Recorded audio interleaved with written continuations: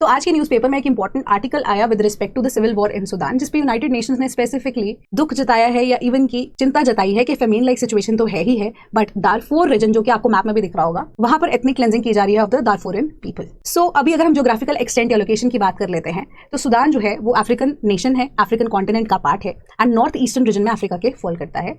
7 countries को Sudan border करता है लैंड बॉर्डर के थ्रू अगर हम बात करें, एंड मेजरली इसके ईस्टर्न साइड पे आप देखेंगे तो रेड सी फॉल करती है। सो अब स्टोरी बिगैन इन 1989 जब मिलिट्री कू होता है सुडान के अंदर। अगर हम देखते हैं कि उमर अल बशीर जो हैं प्रेसिडेंट बनते हैं ऑफ सुडान, एंड 2019 के अंदर आफ्टर 30 इयर्स उनको स्टेप डाउन करना पड़ता है अपनी प्रेसिडेंटशिप से, क्योंकि वहां पे जो जनता है वो चाहती है डेमोक्रेसी।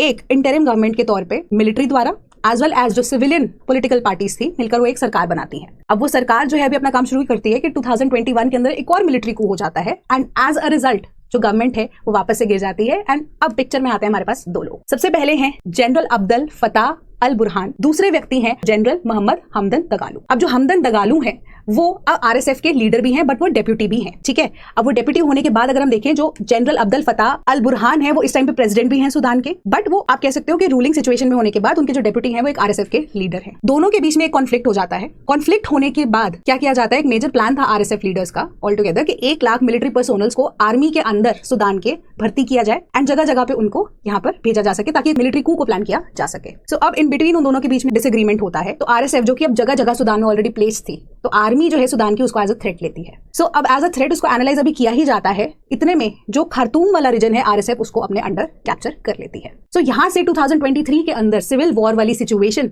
शुरू होती है बिटवीन आरएसएफ एंड सुडान की मिलिट्री, क्योंकि अब 2023 में 2 साल लड़ाई करने के बाद आर्मी ने खार्तूम वाला जो रीजन है वो आरएसएफ से वापस ले लिया है, बट जो सिचुएशन है वो टाइम अगर हम देखें वो डिप्लीट होती जा रही है। सो ऐसी ही वीडियोस के लिए स्लीपी क्लासेस को फॉलो कर सकते हैं।